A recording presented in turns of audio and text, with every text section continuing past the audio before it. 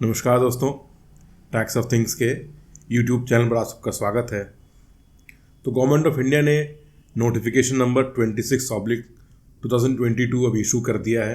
और ये नोटिफिकेशन आपको याद होगा, जो हमारी 48th जीएसटी काउंसिल की जो मीटिंग हुई थी उसके अंदर जो डिसीजंस वगैरह लिए गए थे उसको अब इनैक्ट करने के लिए ये नोटिफिकेशन अब गवर्नमेंट लेकर के आई है, CBIC अब लेकर के आई है। तो आज हम इसी के ऊपर डिस्कशन करते हैं कि क्या क्या है इन नोटिफिकेशंस के ऊपर, क्या क्या चीज़ें बदलने वाली हैं। तो हम बात अपनी शुरू करते हैं, जिसमें आपको बता दूं कि पैन बेस्ड कुछ वेरिफिकेशन होने वाले हैं।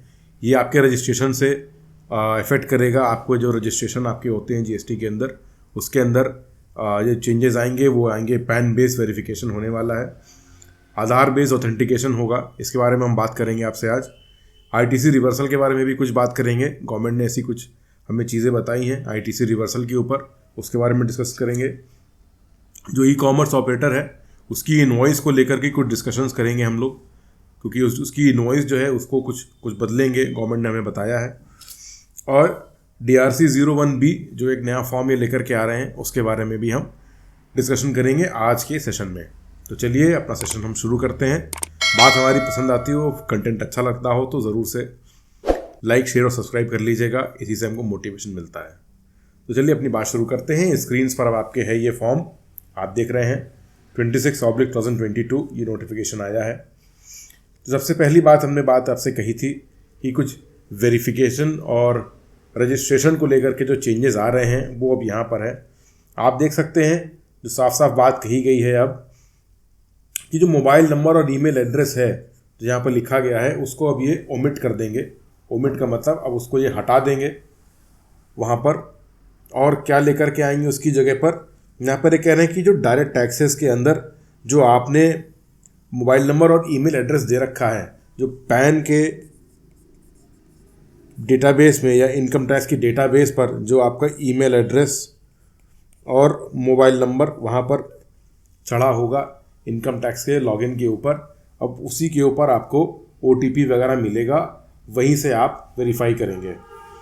अगर हम इनकम टैक्स के पोर्टल पर चले हैं, मैं आपको दिखाता हूँ, तो ये है अपना इनकम टैक्स का डेटाबेस। आप देख सकते हैं ये इनकम टैक्स की फ़ाइल है, और प्रोफाइल में यहाँ पर सारी चीज़ें आ रही हैं। और जो यहाँ पर कॉन्टैक्ट नंबर दिए गए हैं, मोबाइल नंबर और जो ईमेल ID यहाँ पर दिया गया है, अब इसी के ऊपर ही आपका लॉगिन, इसी के ऊपर आपका रजिस्ट्रेशन के समय पर OTP जाएगा। तो अब आपको ये ध्यान रखना है कि आपके इनकम टैक्स लॉगिन पोर्टल के ऊपर या इनकम टैक्स फाइलिंग पोर्टल के ऊपर जो भी आपने ईमेल ID या मोबाइल नंबर दे रखा है, अब उसी के ऊपर OTP जाने वाला है, और आपको जो फिलअप जो आप करते हैं उस पर नहीं जाएगा। अब चलिए, तो रजिस्ट्रेशन में जो एक और चेंजेस हो रहे हैं जो GST रजिस्ट्रेशन को लेकर के, उसमें ये है कि जब आप आधार बेस्ड ऑथेंटिकेशन करते हैं वहाँ पर, तो भी केवल एक OTP से काम चल जाता है, मगर अब ऐसा नहीं होगा। क्योंकि यहाँ पर देखिए क्या कह रहे हैं, who has opted for Aadhaar authentication of Aadhaar number and is identified on common portal shall be followed by biometric based Aadhaar authentication and taking photograph of the applicant where the applicant is an individual और of such individual in relation to the applicant as notified under subsection 6C of section 25। चलिए, इसका मतलब ये है कि जब आप OTP डाल देंगे, OTP डालने के बाद आपका विभाग जो है वो आधार बेस्ड आपका बायोमेट्रिक ऑथेंटिकेशन कराएगा और तभी फ़ोटो भी खींचेगा। अब ये क्या सिस्टम है, इसको कैसे लागू करेंगे या क्या चीज़ें इसके अंदर आने वाली हैं, ये भी हमें मेरे ख्याल से आगे फर्दर पता लगेगा। मगर नोटिफिकेशन देने का मतलब है कि भाई इसको अब ये लागू कर दिया है इन्होंने। और ये जो सब रूल 4A है आपका, ये फ़िलहाल पायलट प्रोजेक्ट है। देखिए यहाँ पर बात कर रहा है, on the recommendation of the council by notification specify the states. अभी यहाँ पर क्या है कि गुजरात को स्पेसिफाई कर दिया गया है। अब गुजरात जो स्टेट है उसके अंदर इसी तरीके से सारा वेरिफिकेशन होगा, और वहाँ पर ही बायोमेट्रिक बेस्ड ऑथेंटिकेशन कराया जाएगा। चलिए, अगला जो पॉइंट है हमारा वो था reversal of input tax credit in the case of non-payment of tax by the supplier and re-availment thereof। यहाँ पर ये बात कह रहे हैं कि किसी व्यक्ति ने GSTR 1 अपना फाइल किया, किसी व्यक्ति ने अपना GSTR 1 फाइल किया, आपको वो एंट्री दिख गई, आपने वो एंट्री दिख गई और आपने उसका ITC क्लेम कर लिया।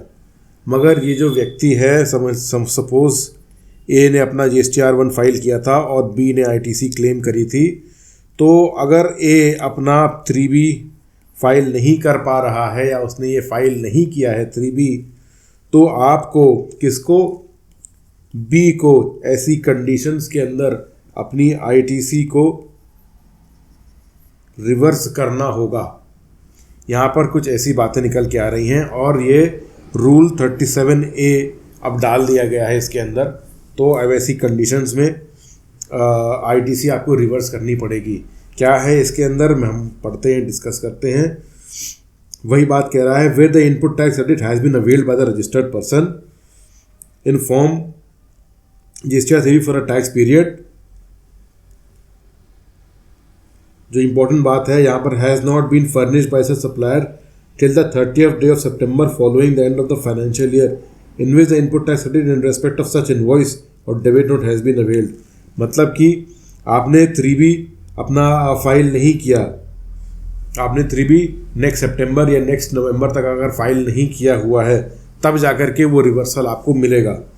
सपोज करिए कि आपका जो मार्च का GSTR 1 था वो आपने अप्रैल 11 को फाइल कर दिया, बट आप मार्च की 3B फाइल नहीं कर पाए।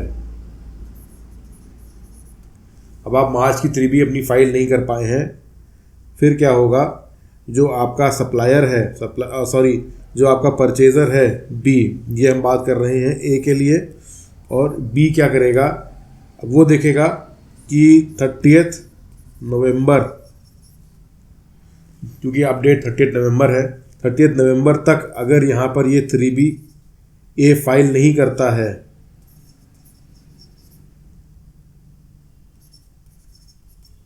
अगर 3B A फाइल नहीं करता है तो B को ITC अपनी उतनी रिस्पेक्ट की रिवर्स करनी पड़ेगी।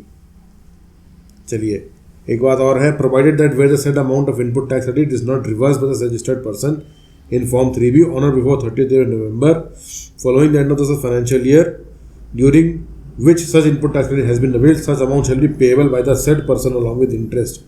और अगर आप ये रिवर्सल नहीं करते हैं, अगर आप ये रिवर्सल नहीं करते हैं, फिर क्या होगा, पे इंटरेस्ट अंडर सेक्शन 50, तब आपको भाई साहब रिवर्सल भी करना पड़ जाएगा।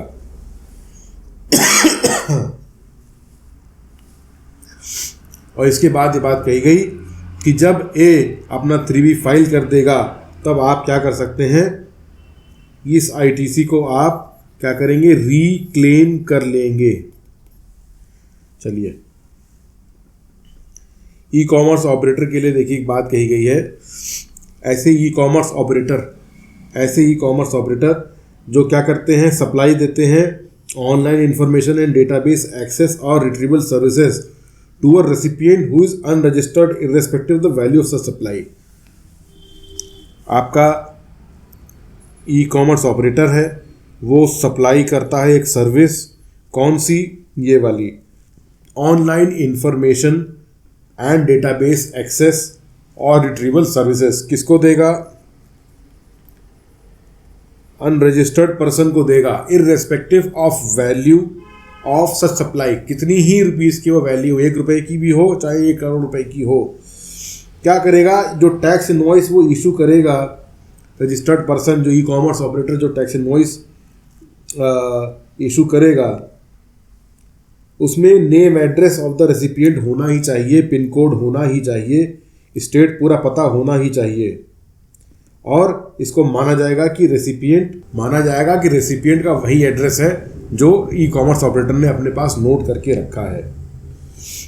जो अगला ऑप्शन आता है वो है, जो अगला हमारे डिस्कशन में पार्ट था वो DRC 01 का है। तो गवर्नमेंट ने बात अपनी बहुत क्लियर कर दी है कि DRC 01 के थ्रू कोई भी अगर आपकी 3B और 1 के अंदर डिफरेंस आता है तो आप उसको पेमेंट कर देंगे। पेमेंट नहीं करेंगे तो आप एक्सप्लेन करिए, और अगर आप दोनों नहीं करते हैं तो आपको आगे की GSTR 1 फाइल नहीं करने दिया जाएगा। तो ये कुछ इंपॉर्टेंट अपडेट्स थे जो आपकी फॉर्म 26/2022 से आए हैं, और मैं उम्मीद करता हूँ कि आपका आज का ये सेशन फ्रूटफुल रहा होगा। मिलते हैं अपने अगले वीडियो में, तब तक के लिए नमस्कार।